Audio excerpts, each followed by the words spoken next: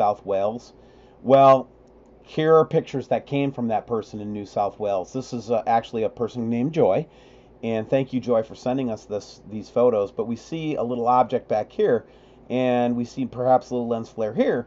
But that looks a lot like the photo that we had back in September. So this, to me, looks like a corroborating image right here. But it seems that this system is pretty visible from New South Wales. So New South Wales listeners, please go out, take pictures for us. If this thing is visible in your skies, let's take a look at it together. But this is from Joy in New South Wales. So that's the first one. Let me show you some other ones that she gave us. Now, here's one that is interesting again with these two orbs. But what's interesting about this is when you have a lens flare, typically it will go straight off in one direction, right? One direction or the other direction.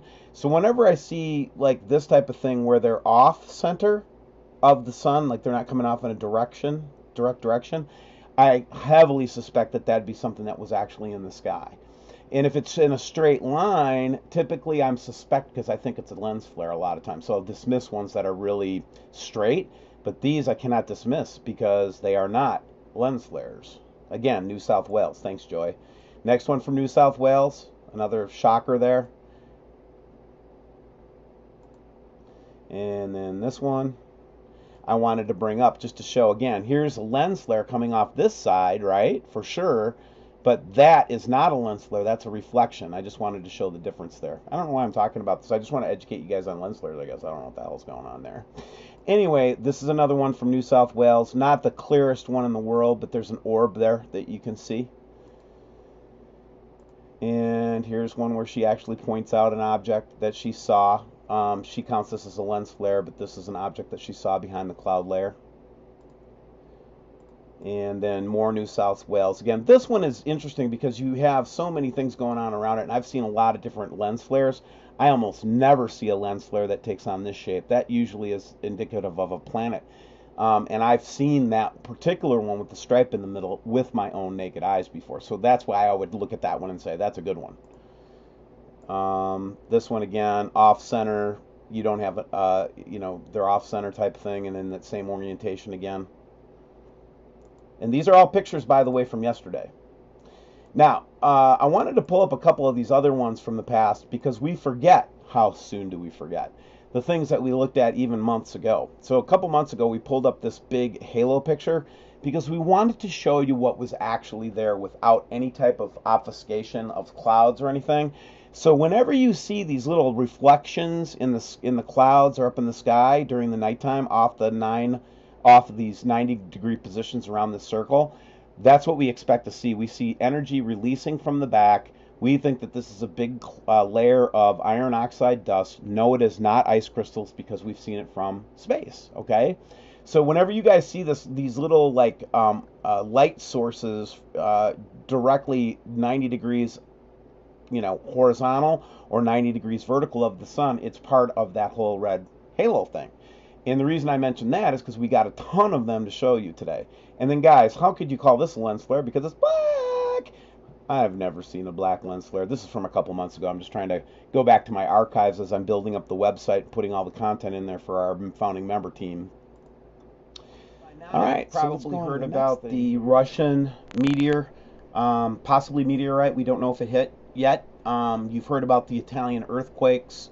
You've heard about all those things, so I won't bore you with that. What you probably hadn't heard about, though, was Carthage Walmart suffers damage from Monday evening fire.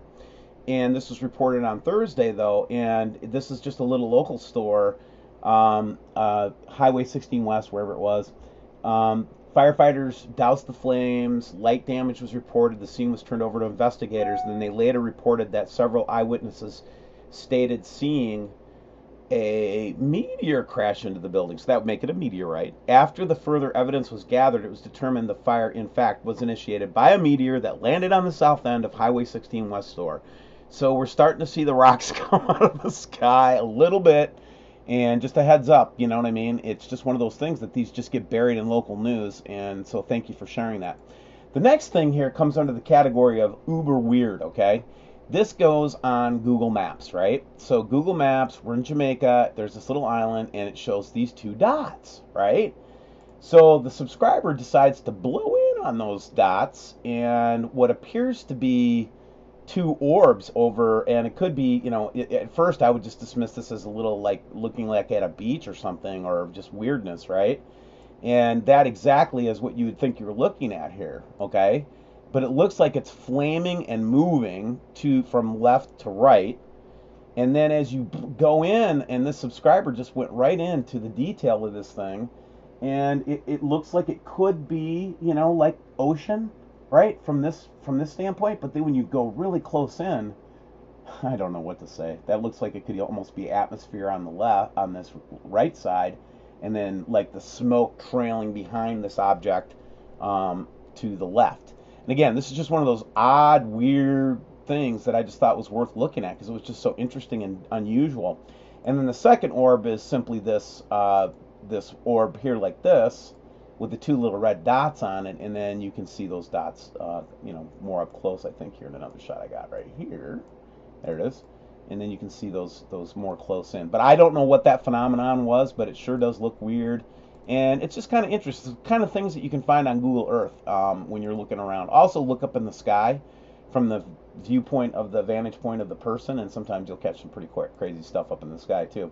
And then we just got this picture from a viewer again, showing that stripe and the weird, diagonal lines and everything on it. So pretty interesting input from everybody. Thanks everybody for all sent to me. If you'll notice, it's at sunset, right? And yes, I do recognize that this thing is in front of the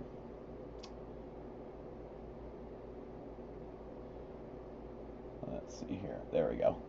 But the reason I wanted to show it is because it looks like it's actually creating its own lens flare. And it's very interesting because it's completely not visible only a few minutes prior to sunset. But it seems like the mainstream media is really picking up on the whole story more and more. Drip, drop, drip, drop, drip, drop, right? So here's a story from the Star. Again, these are the stories that are a little bit borderline, National Enquirer, but still, let's just read it because I think it's interesting. November to bring 15 days of darkness. You say, hey, Steve, that's scary. Hell yeah, it's scary. But we're going to talk about not being scared here again today. Rumors are circulating that that the American Space Agency leaked news that between 15 and 29 November, the Earth will be pitch black. Interesting. According to website Dinosmark, which doesn't sound too credible, sorry if Dinosmark if you're listening, which reported on the far-fetched claims the apocalyptic event will be caused by an astronomical event between Venus and Jupiter. Now, the reason I'm bringing this story up is because listen to this. This is a story. This is the kind of story that NASA might say as a brown dwarf approaches us and discharges the sun, like we've been talking about. That's why I wanted to share this story, because I just want to prepare you for a potential misdirection here. But according to the NASA report, Venus and Jupiter will be engaged in a close parallelism, only being separated by 1 degree.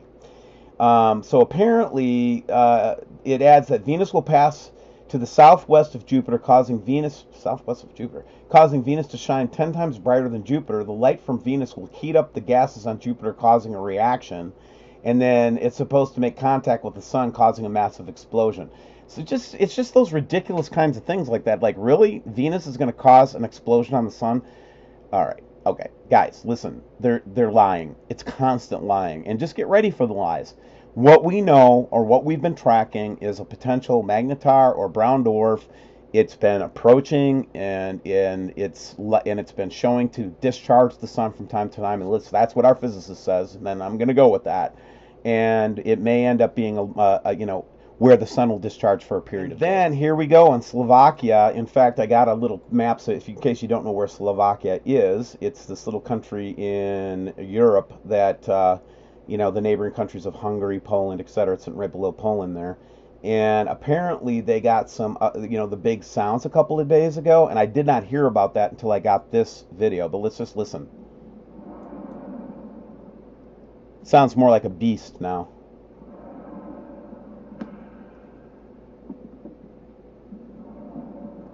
Did anybody else from Slovakia hear this? If so, write in the comments below and let us know if you heard this strange roaring noise.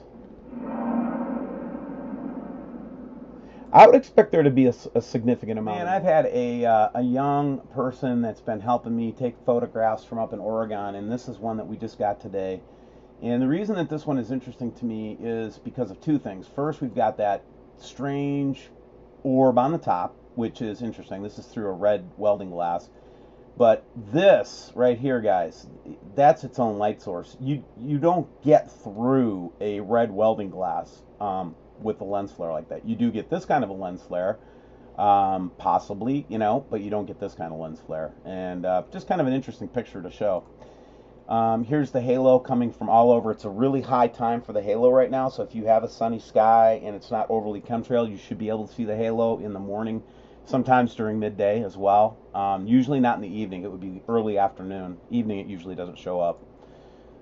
Here's an interesting picture from an airplane. Getting lots of airplane pictures these days, but this one is interesting because we got something going on up here. Now, I don't like airplane pictures a lot because sometimes you get that double refraction because it's a double pane glass, kind of like a pressurized glass.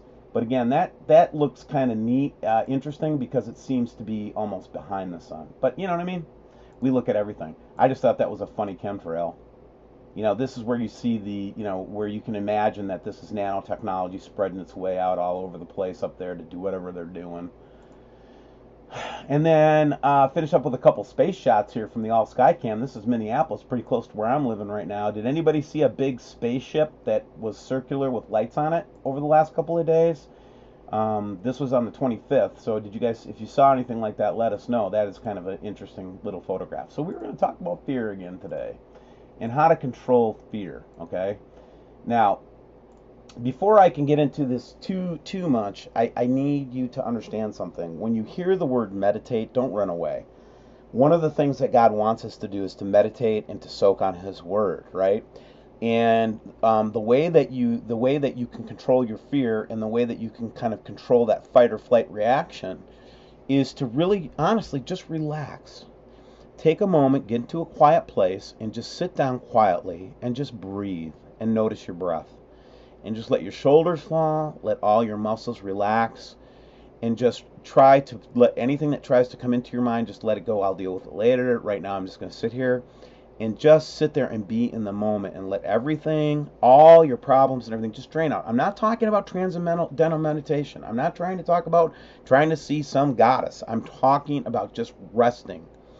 When you learn to just calm yourself down like that and just breathe and just, relax all your muscles in your body and just sit motionless, it's a very unusual place for a person to be, is first of all motionless in this world.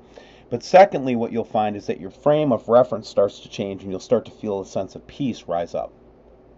You can actually use this technique to drive fear down in your heart. We'll talk about that more later. But right now, this meditating simply means to be completely quiet, completely relaxed when I say that. And then when you're in that state, then think of a verse or have a verse ready of the Lord's verse from the Bible or whatever, and then sit there and meditate on it. And I guarantee you're going to get way more out of any kind of spiritual text